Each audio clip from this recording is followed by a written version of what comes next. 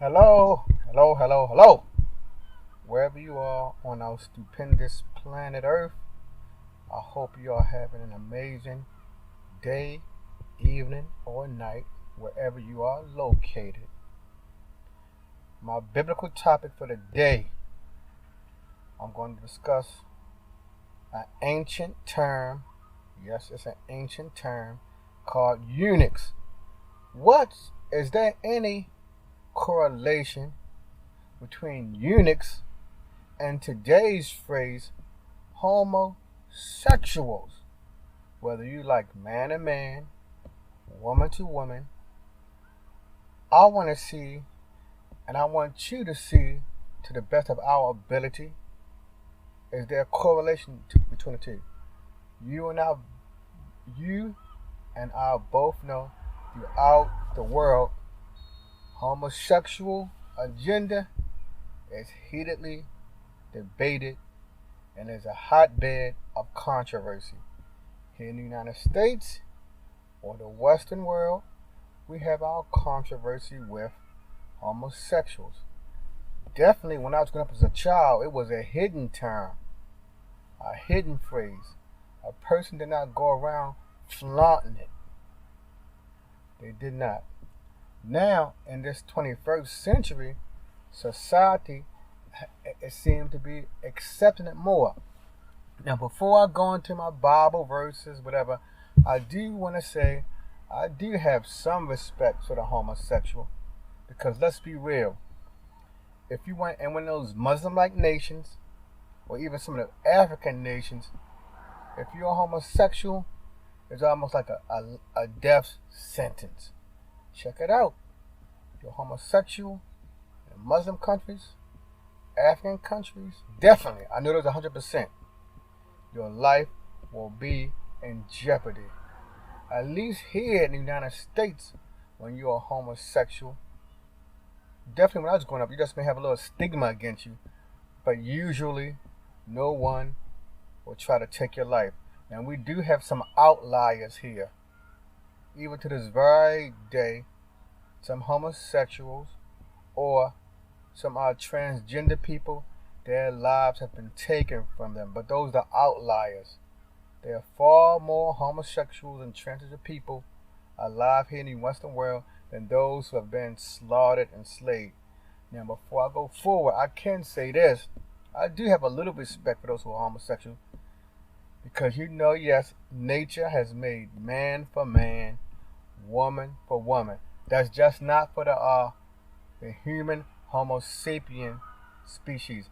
It even applies to other vertebrate-based creatures.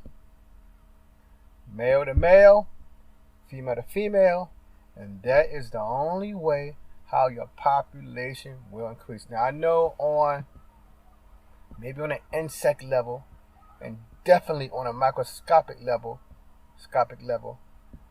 entities that can self-replicate, especially on that microscopic level.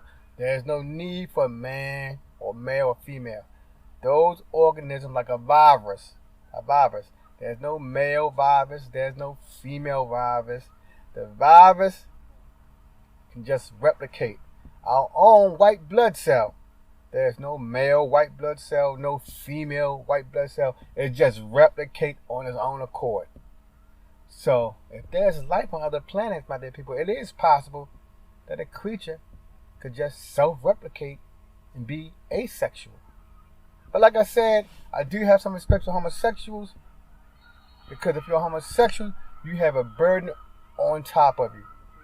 Now, I have to respect it as a person. How many people in life want to go through life with some type of stigma on you for being a certain way? Blacks don't want to have a stigma on them. The Asian people don't have a stigma on them.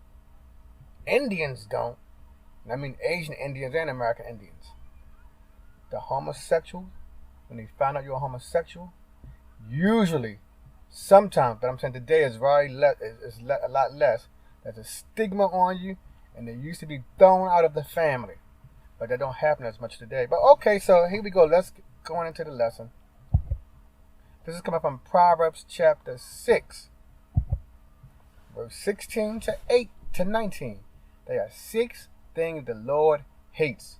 So these are things that the Lord detests, that get on his nerve. You got these sins, you will not get into his kingdom at all. 7 that are detestable to him.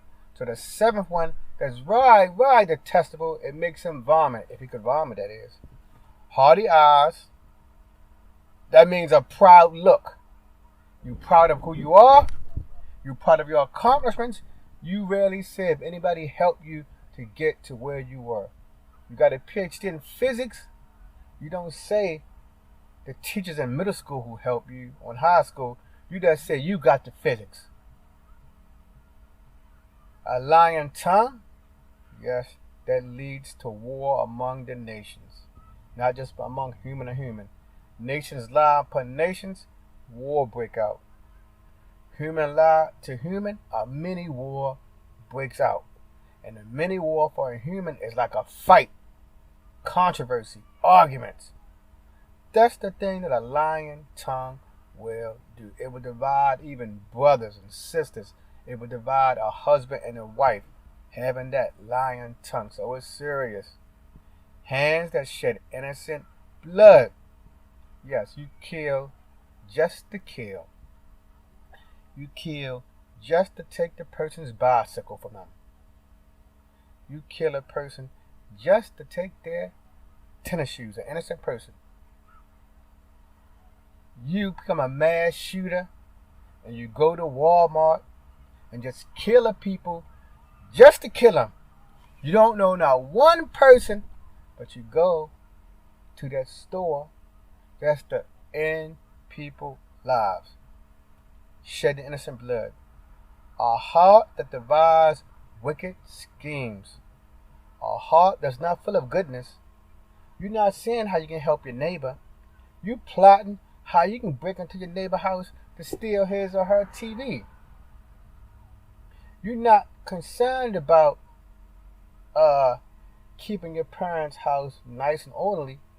The first moment your parents go out of town, you have an orgy in the house, a party in the house. A heart that devises wicked schemes. You worry about an elderly person come to the bank trusting you with their money. You scheming on how to take every last cent from them. So wicked schemes, it goes on and on and on. Plotting evil. Feet that run swiftly to evil, yes. You love to see when that husband and wife fighting each other. You get big kick when you see brother and sister, or brother on brother, or sister on sister, just arguing up a storm. You get a big entertainment to that. You run when you see the middle school students fighting in the courtyard over a piece of bubble gum. You happy for that. A false witness who gives false testimony. And I'm sad to say, my people, it has happened to my people a lot here in the United States. They go to court, and a person of another ethnic group will lie on them quickly. Even to this very day, the 21st century, many of the people of my ethnic group, they're being exonerated from prison, having lengthy prison terms, because under severe investigation, it has been determined that that man or that woman never committed the crime. That because of that false witness, they lost a huge chunk of their productive life by being incarcerated. That happens basically every day to my people throughout the Western world, and probably throughout the whole earth. And one who stirs up discord among brothers, that's close to the one who shed wicked, that's close to the person who feeds one swiftly to evil, that's close to the person who devises wicked schemes. One who like to see people fighting each other. One where you like to see family discord. You like to go to the family reunion and get drunk. And when you get drunk, you like to spill all the beans on your family members causing an uproar and complete disaster. So those are the things that the Lord hates. Those are the 7 things that will not make it into the kingdom of God because God hates them. But if you notice, it never said God hates the eunuch. It never once said God hates the homosexual. Let's move on. This comes from Genesis chapter 18, verse 20. Then the Lord said, the outcry against Sodom and Gomorrah is so great and their sin so grievous that I will go down and see if what they have done is as bad as the outcry that has reached me. If not, I will know. One thing I love about the Lord, ladies and gentlemen, about God, especially the God of the Hebrews, the Israelites, usually when you sin, if he's not talking to you face to face, he punished Adam and Eve quickly because he was talking to them face to face. But if God doesn't see you face to face, he will let the sin rise up to the heavens to let him know what you're doing. So that means you can sin 1,000 times before it reached him. The sin of Sodom and Gomorrah, God said, I'm going to go down there personally and look. I want to personally see. Their sin is so great that it has reached heaven, and their sin is telling me the devilish thing that they are doing. It didn't say they was homosexual. No one ever said that. But a lot of preachers like to talk about homosexuality in Sodom and Gomorrah. God just said their sin has reached heaven, and I'm going to investigate what their sin is. It's coming from Genesis chapter 19. Now, before I go on, my dear people, if you find this discussion enlightening and enriching, please give me a thumbs up. If you would like to subscribe to the channel to hear about future content on the Bible, because one thing that I can say, ladies and gentlemen, I've been reading the Bible since I was 13 years old. Not because my mother told me, not because my father told me. I was drawn and pulled, and I read the Bible on my own, with my own conscience. I've been reading the Bible for 30 years. 30 years. How many pastors can say that? How many priests can say that? How many mosque leaders can say that? They start reading the Quran on their own, not by force, when they was just a small child. And since I was pulled to the Bible since I was a child, I can talk about the Bible because I'm not no baby Christian.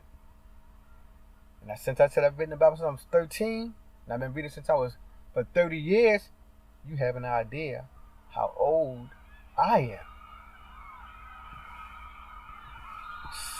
The 2 angels arrived at Sodom in the evening, and Lot was sitting in the gateway of the city. He was sitting there comfortably, reading his paper, investigating what's going on in the city, talking to the neighbors. When he saw them, he got up to meet them and bowed down with his face to the ground. My lords, he said, please turn aside to your servant's house. You can wash your feet and spend the night and then go on your way early in the morning. Yes, yes. Back in those biblical times, the Afro-Asian people, I'm not going to say the Middle East, because the people in that region, they never coined the word Middle East. It was other people who coined the word Middle East. It's really, I call it Afro-Asia.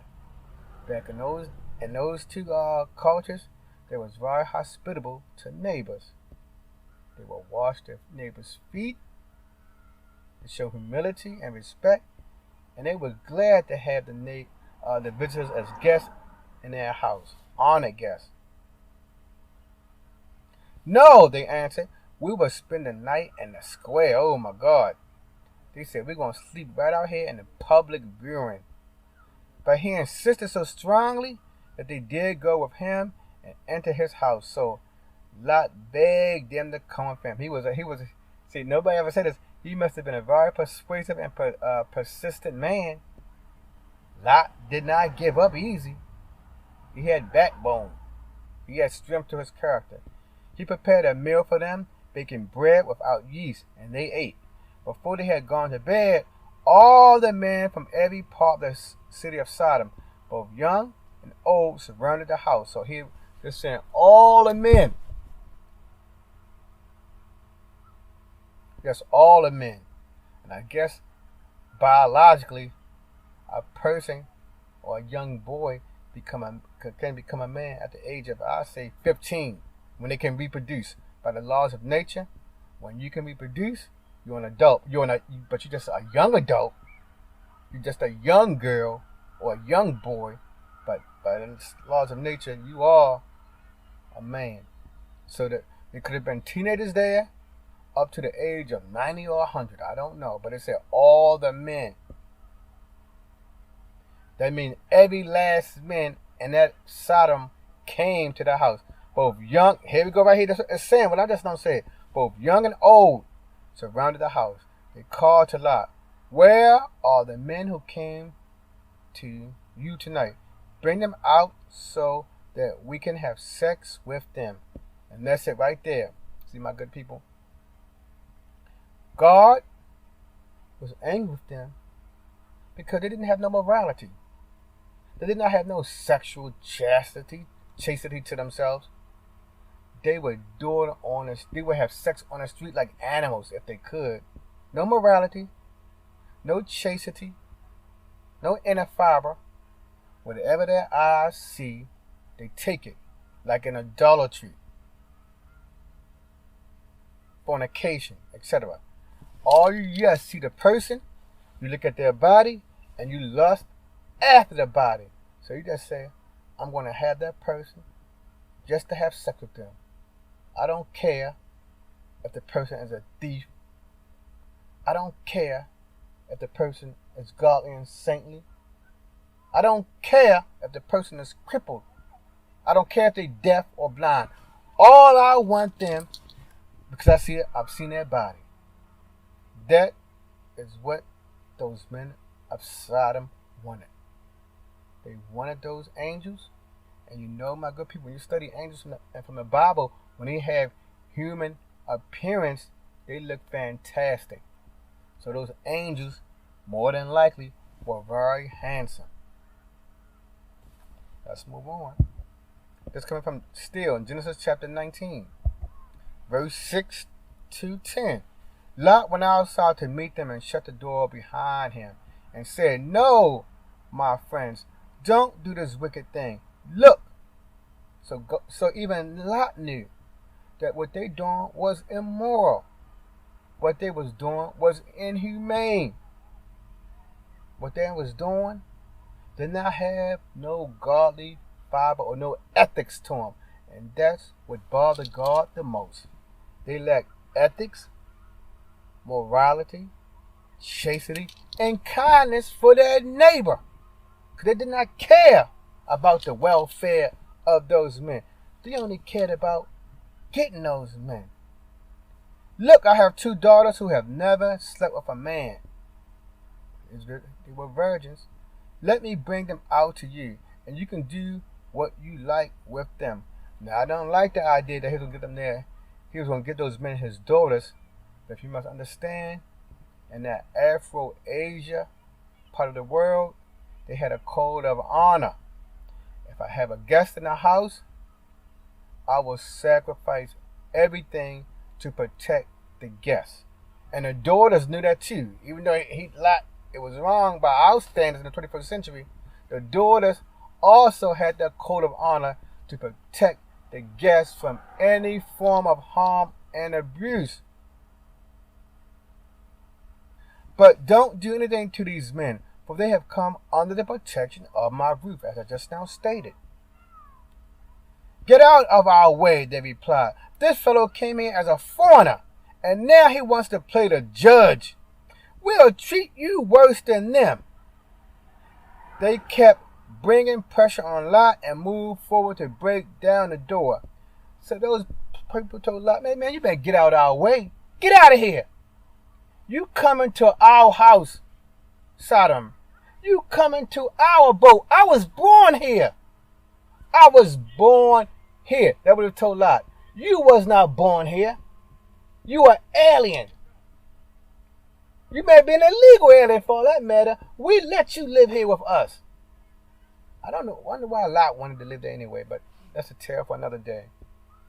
He said, if you don't bring those men out, we're going to treat you just as worse as we're going to treat them. So right there, that sin has reached God's ear.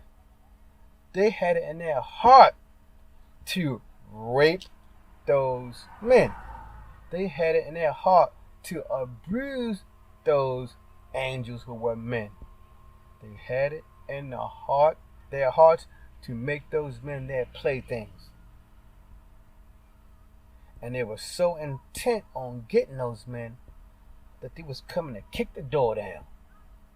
With the weight of or if they didn't kick the door down, they would make the door collapse under the weight of all their bodies pressing on the door. But the men inside reached out and pulled Lot back into the house and shut the door. Then they struck the men who were at the door of the house, young and old, with blinders, so that they could not find the door. That's showing you angelic power. The angels didn't want to come there to bother the men, but when the angels, who represent God, saw their sin, saw that disregard for foreigners, saw that disregard for human life, they said, okay, our decision has been made. Step one, let's blind them. Which they did. Moving on. This comes from Deuteronomy chapter 22. It's verse 22. What a coincidence. 22:22. If a man is found sleeping with another man's wife, both the man who slept with her and the woman must die. You must purge the evil from Israel. I hope I'll put that there, good people. Because these people out here who running all over the street screaming about how we hate homosexuals, how being a homosexual is wrong, that same person can engage in their own evil. That same person may be sleeping with his brother's wife, committing adultery. That same person who would hate the homosexual may be even sleeping with his own son or daughter. They engaging in evil, but they cry to the homosexual that you evil, because the homosexual is not afraid to hide themselves. At least they're honest. This same person may be sleeping with the man or woman on their job while he or she or they may be married. You both may be married. God said, you want to do adultery? Man with woman, woman with man, regardless of the circumstances of adultery, he said, that is evil. You must purge the evil from Israel. And this is why he said that. Because if even this Western world, if we held on to this biblical standard, it's not a law, it's just a recommendation, but it's coming from God though, but it's not one of his 10 commandments. It's not one of the things that he said, he did say this in the commandment, I'm sorry. Adultery, I think that's the last commandment.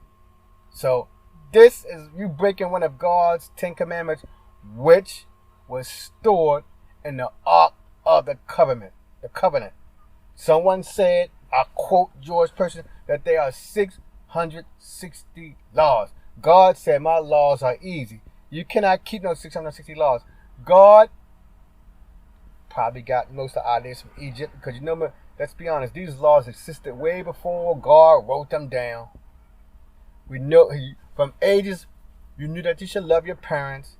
You know that you should not covet what your neighbor wants. So the 10 Commandments was not no brand new thing. But God, he just had them written down. So he can say, these are the laws that I love that will preserve your life, that you may live long. The 10 Commandments were so important that God had them stored in the Ark of the Covenant. Whether you gay, heterosexual, or whatever. If you keep the 10 Commandments, what can happen? I don't know. Because in the 10 Commandments, it does not say anything about no homosexual. It does say adultery. It does tackle that adultery in those 10 Commandments. But it don't say one thing against homosexual. So that's something to think about. Let's go on. Okay. Verse 30. A man is not to marry his father's wife. See? That's not no homosexual. Don't marry your father's wife or his concubine, like some people in the Bible did. I believe it was Judah. He slept with Jacob's concubine, and Jacob handled that the way a father should. He must not dishonor his father's bed. He didn't say to kill a person, though. But it's still, if she's married, it's idolatry. So yes, a man is not to marry his father's wife. It's still idolatry if you sleep with her. So you, mother and son, mother and stepson, probably still got eliminated. And you bring dishonor upon your father by sleeping with his wife. This is Leviticus chapter 20, verse 13. If a man also lie with mankind, as he lied with a woman, both of them have committed an abomination. Now God said it's an abomination. That's something grotesque. Let's be honest, good people. I'm not on one side, but God did make two. He made a male and a female, and that's the way He wanted. Now over time, human beings became less and less of the strong humans. Remember, Adam and Eve, they lived to be almost 1,000. People who was close to Adam and Eve lived almost 1,000 years. So that was the pristine human body. As the human body became weaker and weaker, our lifespan became barely 100 years. Now I don't know what type of sins or evil or ailments could have entered us, because you get to this. Some people born with 6 fingers. Some people born 8 feet tall. Some people that's born 2 feet tall. So I don't know what ailments could enter a person. There could be sexual ailments. For all I know, homosexuality could be an ailment. For all I know. Because the homosexual, they said this the way it always was. And I'm an educator of good people. I have students who pre-teens and teens, and they homosexuals. I don't know what caused it in them. I don't know if it was bruised or not. But I know they're homosexuals, and I respect them greatly. And they're out there with it. Both of them have committed an abomination. They shall surely be put to death. Their blood shall be upon them, just like with the person who committed idolatry. They will die. The person in the biblical times who was a homosexual, they will die. And as I stated in the very beginning, the Muslim people and the African people, they are quick to slaughter the homosexual, but do those same people slaughter the man or woman who's been caught in a state of idolatry, sleeping with another man's wife? I didn't say nothing about no concubines. The Bible don't teach concubines, but God allows it. Because the 12 tribes, the sons of Israel, they came from different mothers. They came from Leah, and they came from Rachel, and I believe it was one more. So, an Israelite or a person who's African, like, remember, Israel is close to Africa. It's real close to Africa. So the Israelites have African ways. Like, for instance, they had the queen mother, which people don't talk about. Israel and Africa had queen mothers. Israel and Africa had a close relationship with Egypt, and some others. They had a relationship with Egypt. I forgot some of the other African nations they had with, but it was a lot. Now let me move on. I don't want to get into that. That's another topic right there. Now, let's discuss what a eunuch is. I got this straight from Wikipedia, off the internet. Light research. The term eunuch generally refers to a man, typically from antiquity, like I said, who had been castrated in order to serve a specific social function. But we're going to see later on what Jesus said about the eunuch. The earliest records for intentional castration to produce eunuchs are from the Sumerian city of Lagash in the 21st century BC. Over the millennia since, they have performed a wide variety of functions in many different cultures. See, many different cultures had eunuchs, like many different cultures had the homosexuals there. Just being fair. Courtiers or equivalent, domestics, treble singers, religious specialists, soldiers, royal guards, government officials, and guardians of women or harem servants. And I also remember, good people, that the Roman Catholic Church, they had eunuchs. Many of those young males who had those beautiful singing voices, to make sure they kept that beautiful voice, those young males were castrated. So even when they grown men, they will have that singing voice. So the Roman Catholic Church did that. Eunuchs will usually be servants or slaves who have been castrated in order to make them reliable servants of a royal court where physical access to the ruler could wield great influence. Seemingly low domestic functions such as making the ruler's bed, bathing him, cutting his hair, cutting him in his litter, or even relaying messages could, in theory, give a eunuch the ruler's ear and impart de facto power on a formerly humble servant but trusted servant. Similar instances are reflected in the humble origin and etymology of many high offices. So there we have it. The Western world's interpretation of a eunuch. This is not Christ's interpretation. This is not Jesus' interpretation. Because we're going to see what he had to say about the eunuch. This is coming from Matthew chapter 19, verse 12. This is Jesus. This is coming from Jesus' mouth himself. The Son of God, the Messiah, the Christ. He's talking. But they are eunuchs who were born that way. Huge. Were they homosexuals or not? Because remember, eunuchs did not have no sexual dealings with the women. They did not touch the women in the harem. So, in the ancient times, could we call a eunuch a homosexual? And they are eunuchs who have been made eunuchs by others, by castration. And they are those who choose to live like eunuchs for the sake of the kingdom of heaven, like the Apostle Paul, from what I know.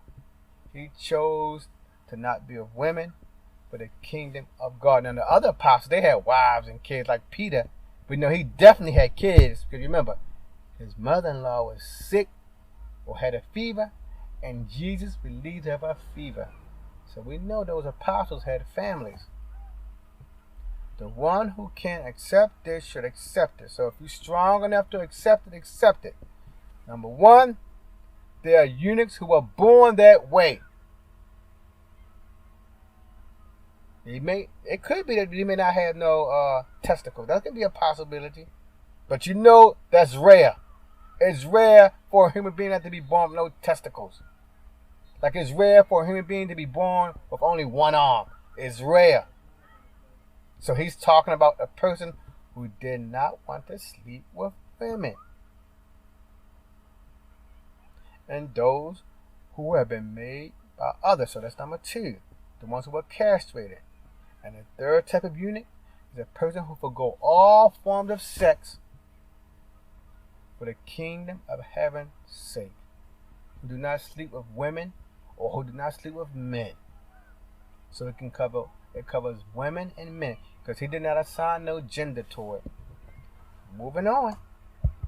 This is coming from Jeremiah 38, verse 7.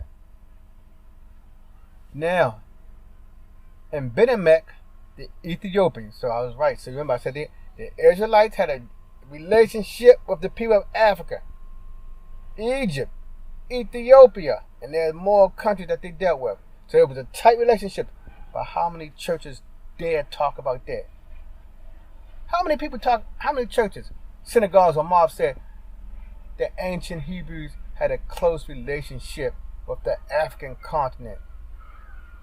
Nowhere in the Bible does it talk about something happening with somebody in Europe or Poland or Spain or Germany. But they talk about Africa to death. One of the eunuchs, which was in the king's house, heard they have put Jeremiah in a dungeon, the king then sitting in the gate of Benjamin. So here we have a eunuch. I don't know if he was a eunuch by birth or one made by man, but I guarantee you this. If I was a king, I would love more than anything to have in my presence the person who was born a eunuch by birth. Because why do I want to castrate someone? All that blood shooting everywhere. You remember that?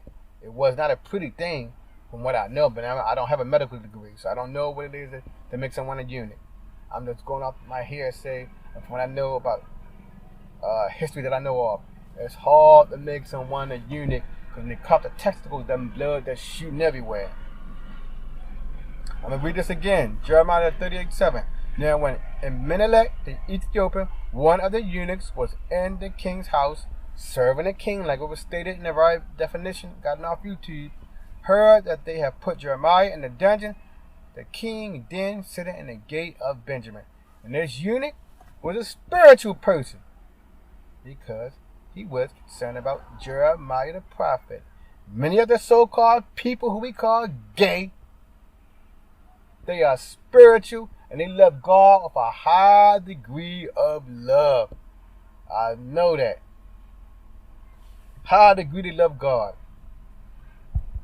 This is coming from Acts chapter 8, verse 27.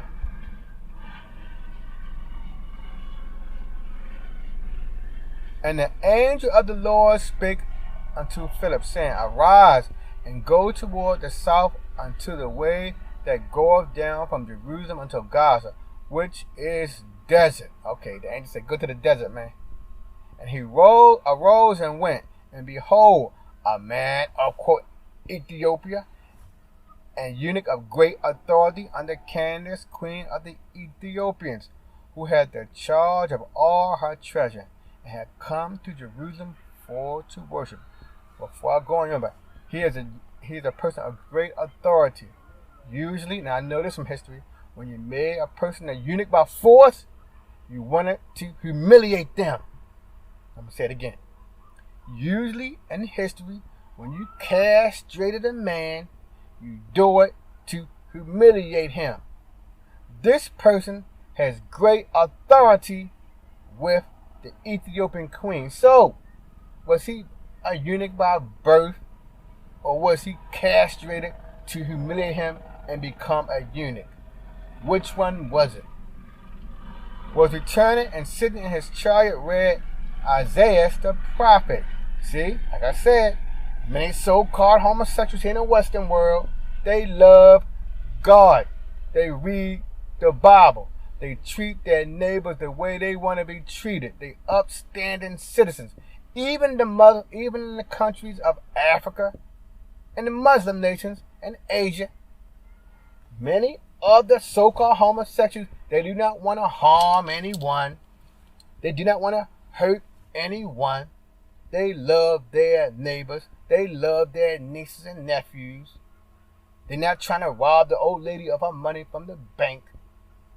They're not trying to underhandedly do one of the sins that God hates. They don't. Then the Spirit said unto Philip, Go near and join thyself to his chariot. This person had such prominence that he had his own chariot. And Philip read thither to him, and heard him read the prophet Isaiah. Now remember, people in church don't tell you this. The Gentiles did not go on reading the book of Isaiah.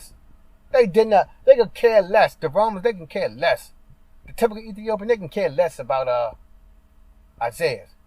So it's all in likelihood that this person is one of the members of the Israelite nations that was scattered abroad because he was interested in the book of Isaiah.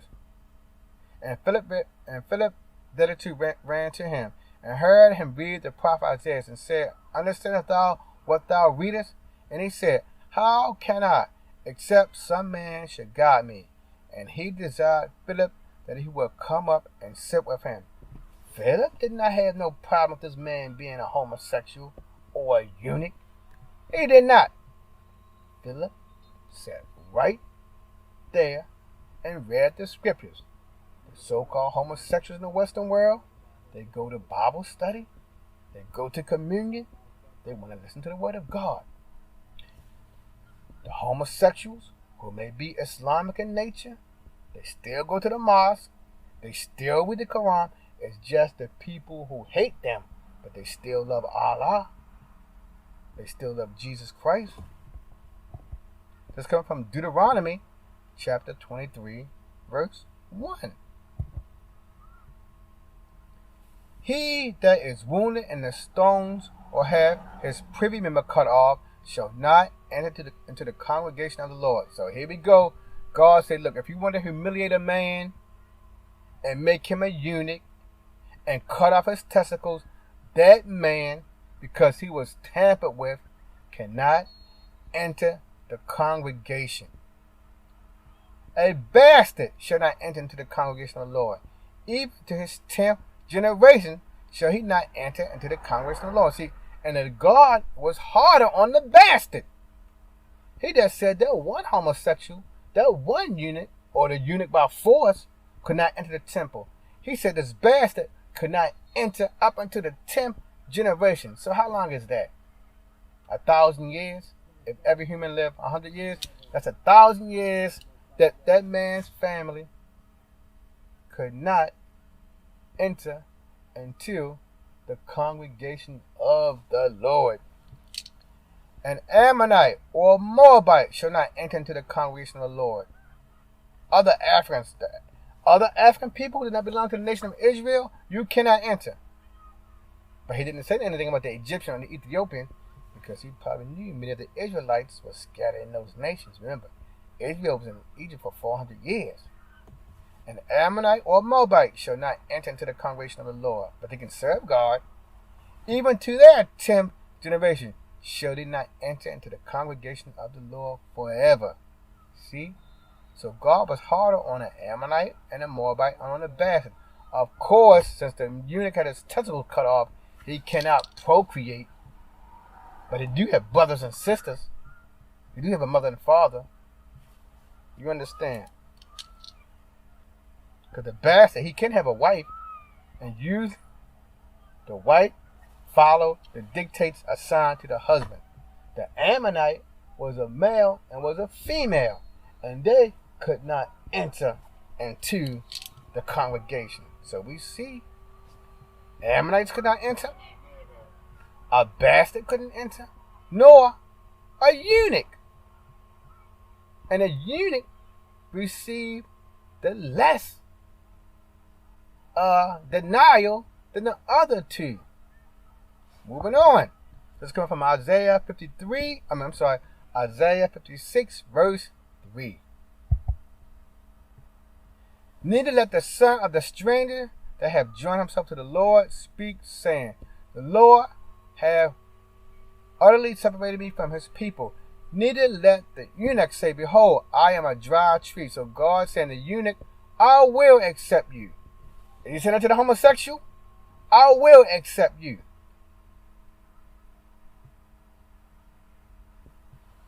The stranger, I will accept you. If you're not an Israelite, God will accept you, because in God's kingdoms, primarily for the children of Abraham, Isaac, and Jacob, they will be there, but he will have those who are not Israelite in his kingdom.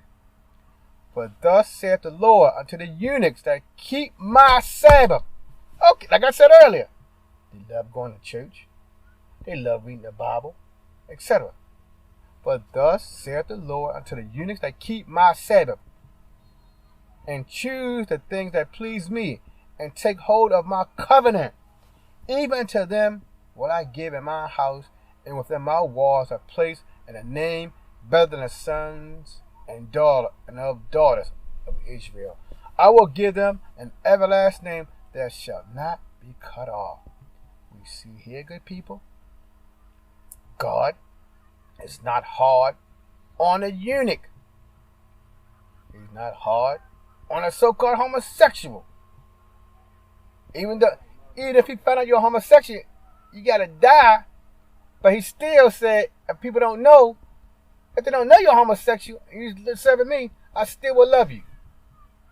If you're homosexual and they find out and they take your life, God say, I still love you, but I got to get rid of this sin so it don't spread like a cancer and people who was not a homosexual become a homosexual. And you know that has happened to people like in prison. You go there one way and you go out another. Whether you male or female. You're in prison, most of them, they enter loving women and they leave loving men. For the ladies, they enter prison loving men, then they walk out loving females. So they have been made a eunuch by force. Just like with castration. You go to prison, you made a eunuch. You don't use your testicles, but you still have been made into a eunuch or a homosexual. Let's go on. This comes from Matthew chapter 22, verse 23 to 33. So it's a little long. The same day the Sadducees, who said there is no resurrection, came to Jesus and questioned him. Teacher, they said, Moses declared if a man dies while having children, his brother is to marry the widow and raise up offspring for him. That happens in many countries. I said many of the laws of God came from other countries. God just gave a stamp of approval and said, I like the 10 Commandments you got from Egypt. I like that you all can marry your brother's wife if they had no children. That always was happening for centuries before that. Before God opened his mouth. That's why God said, my laws are not hard, because it was always there anyway. I just gave it the seal of approval. Now there were 7 brothers among us. The first one married. So since that there were 7 brothers among us, this must be a true, real incident. It's not no fairy tale. It's not make believe. These people may be real. The first one married and died with having children. So he left his wife to his brother. The same thing happened to the second and third brothers, down to the 7th. Maybe she was barren. And last of all, the woman died. And the resurrection. Then, whose wife will she be of the 7? For all of them were married to her. Now, good people, listen, this is very important. This is what caused my spirit to become stirred and make this discussion about eunuchs and homosexual.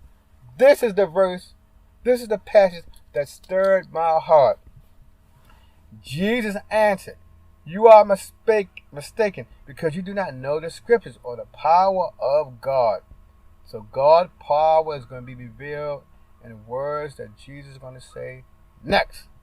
In the resurrection, which was God using his power to bring back the dead, people will neither marry nor be given in marriage. So in the resurrection, no marriage,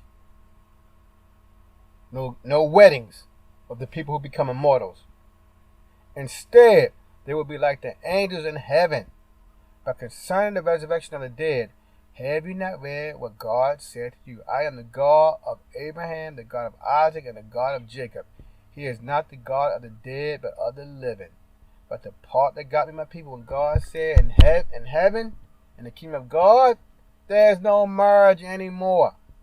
There's no courting. There's no dating. There's no marriage ceremony.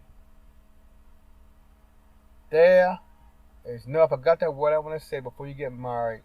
You give the woman a ring, and then you all plan when you're going to get married. I forgot what that's called.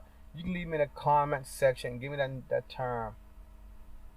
Oh, there's no engagement. Yeah, that's the part. There's no engagement. So, does your gender matter in heaven?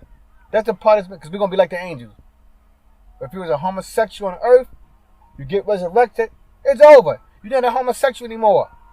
Because there is no marriage, there is no desire for sex. Because in marriage, you have to have sex.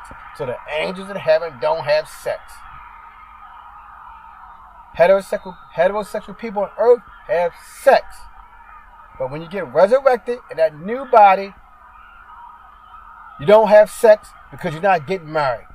And you remember, good people, God only approved sexual relations when you was married. Let's be real. But a lot of people in the Bible, they had sex outside of marriage. But God don't come down and hammer you on the head. Because remember, He let the sun rise to heaven.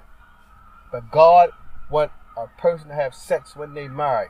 But the point is, does it matter if you're homosexual on earth? Does it matter if you're heterosexual on earth? Because when you get resurrected, all that stuff over anyway. It's done. That was stirred my spirit to talk about this. This is Romans chapter 1, verses 24 to 30. So this is long. Therefore, God gave them over in the sinful desires of their hearts, the sexual impurity for the degrading of their bodies one with another. They exchanged the truth about God for a lie, and worship and serve created things rather than the Creator, who is forever praised. Amen. So let's talk about people and their decline from knowing the Creator God. He gave them over to their own perverted ways, their own lusts. He said, go do what you want to do. Because of this, God gave them over to shameful lust. Even their women exchanged natural sexual relations for unnatural ones. In the same way, the men also abandoned natural relations with women and were inflamed with lust for one another. Men committed shameful acts with other men and received in themselves the due penalty for their error. So, like I said, I'm not against homosexuals, I'm not against eunuchs, and I'm not for them. I'm just going to read what the Bible said. God said, you don't love him, so he just gave you over. But I know in this life, I've seen people who love God. They don't act ungodly, they don't act sinister, they don't act wicked, but they're just homosexual. Furthermore, just as they did not think it worthwhile to retain the knowledge of God, people I know in my church, homosexuals, they love God, so they didn't forego knowledge of God. So God gave them over to a depraved mind. Some people have a depraved mind. Those child molesters, the people who like to sleep with animals, so that they do what ought not to be done. They have become filled with every kind of wickedness. See, it said every kind of wickedness, evil, greed, and depravity. They are full of envy, murder, strife, deceit, and malice. I have two neighbors where I live at, two females, and they homosexuals. I do not see them exhibiting any of these evil qualities. They're some of the best neighbors on the planet. They always say hello to me, and I always say hello to them with a grin and smile on my face. They are gossip, slanderers, God haters, insolent, arrogant, and boastful. They invent ways of doing evil. They disobey their parents. They have no understanding, no fidelity, no love, no mercy.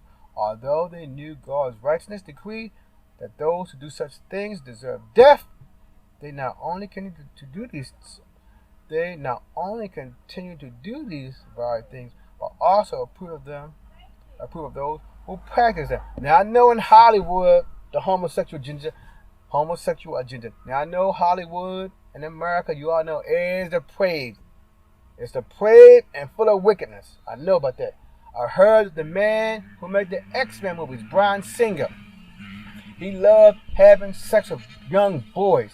He had parties where he just had sex with boys. He was having sex all over the place. And this is a fact. That Bryan Singer, he had a depraved mind. But some of the homosexuals in the Muslim world and in America, they do not have no depraved mind. They upstanding citizens. They pay their taxes. They pay their tithe. They love their neighbor. They participate in the walkathon. They participate in the running. They participate on the school board meeting. They teach us. So think carefully. But some of this is true. But remember, and you all know I'm telling the truth, not every homosexual have a depraved mind. Some do.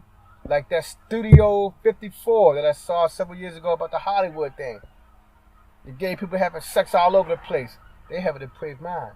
Not every homosexual do such things. So what can they say before God when they face him? I was born this way, God. I didn't act wicked. I didn't have a depraved mind. Some of them do. But I can't say that because a lot of heterosexuals,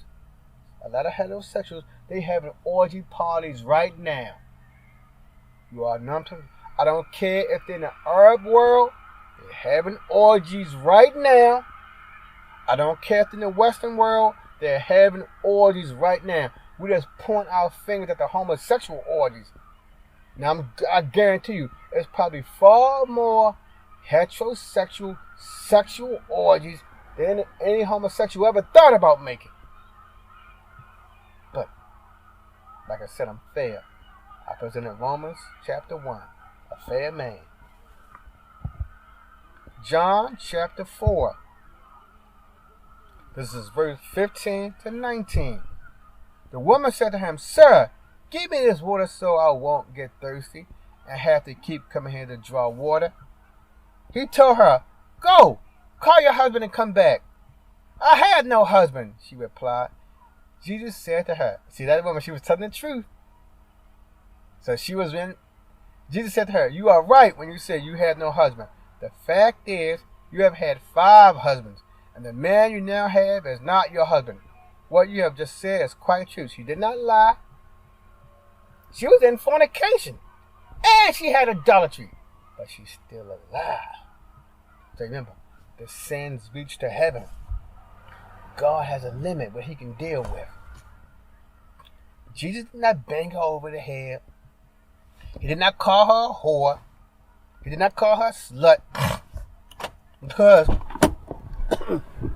excuse me, because Jesus was comfortably sitting there in a full-fledged conversation with that woman. He did not call her out her name. He did not tell her she's a slut. She can kiss his blank blank. He didn't say nothing like that. Sir, the woman said, I can see that you are a prophet. Our ancestors worship on this mountain, but you Jews claim that the place where we must worship is in Jerusalem. But the main part, the woman told Jesus the truth, and because she told the truth, she said, I had those husbands. She did not deny it. She told him the truth, just the way I am, and he accepted her. So if Jesus was sitting there for homosexual, and a guy said, I'm a homosexual, what would Jesus have done? Her sin is far worse. She had 5 husbands, and she's sleeping with the person number 6. So who will be the greater sinner? The homosexual who just had 1 partner, or this woman who had 6 partners? And if she was alive today in the Western world, in the Muslim world, how many children would she have? Would she have a child from each of those men? A total of 6? Think about that. If a homosexual that sat with Jesus, what would Jesus have said to that homosexual or that eunuch? What would he have said? The woman had 5 men, had sex with 5 men, was kissing 5 men, was laying in the bed with 6 different men. And Jesus still sat there and lovingly talked to her. So that make you think, how would Jesus treat the eunuch? How would he have treated a homosexual? Moving on. John chapter 8, verse 1 to 12. Teacher, they said to Jesus, this woman was caught in the act of idolatry. The law of Moses said to stone her. What did you say? They were trying to trap him into saying something they could use against him. But Jesus stood down and wrote in the dust with his fingers. They kept demanding, or they kept bothering him. They kept barraging him for an answer. So he stood up again and said, all right, but let the one who has never sinned throw the first stone. Then he stooped down again and wrote in the dust. That's huge, my good people. The way these people let them point their finger and curse out the homosexual. Jesus also said, let him who has never sinned cast the first stone. Because as I stated earlier, the person who said they hate the homosexual, they lived in idolatry. They may have been married once, got a divorce, and married a person again, but that's still idolatry. But they point their finger at the homosexual who slept with 1 partner. That same person who said they hate the homosexual or the eunuch, they may be stealing money from the bank. They may be stealing money from your account and my account. You get my point? The same person who hate that homosexual, who hate that eunuch, may not be listening to their parents. And that's one of the 10 Commandments. Love your parents. They may go home and get drunk and curse their mother and their father out. You get the point. The same person who hates that homosexual may be envious of their neighbor. They may be covetous of their neighbor. Their neighbor got that big 70-inch TV, so I'm going to steal it from that neighbor when they go on their vacation. You see, when the accusers heard this, they stepped away one by one, beginning with the oldest until... so the oldest one left. The older you get, and I love that, the older you get, the more sin you have. Until only Jesus was left there in the middle of the crowd with the woman. Then Jesus stood up again and said to the woman, "Where are your accusers? Didn't even one of them condemn you?" Now here's the important point, people. If none of those men had committed sin, Jesus would have let them stone her. Okay, go ahead. Follow the law of Moses. Follow the law that the Egyptians did. Follow the law that the Ethiopians did about adultery. Go ahead, stone her. But you stone her if you never sinned. So if a person there was there who did not sin, Jesus would have said, okay, you never sinned. But I like this too, good people. Those men were honorable men. They did not say, I did not sin and kill her. He said, okay, I haven't sinned, so let me leave her alone. So no one ever say that. Those men were honorable men. They admit that they was wrong. They admit that they did sin. So they left. A hypocrite would have still stoned her. Then Jesus said, where are your accusers? Didn't even one of them condemn you? I'm not going to talk about it anymore, because Jesus said, if they don't condemn you, then neither will I. And Jesus did not sin. So he was having mercy on an idolater. So would he have mercy on a eunuch?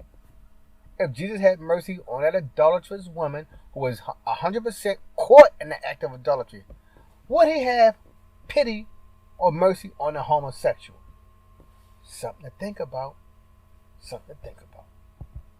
Alright, that's it, my good friends. This lesson is over. If you like my presentation on this, give me a thumbs up.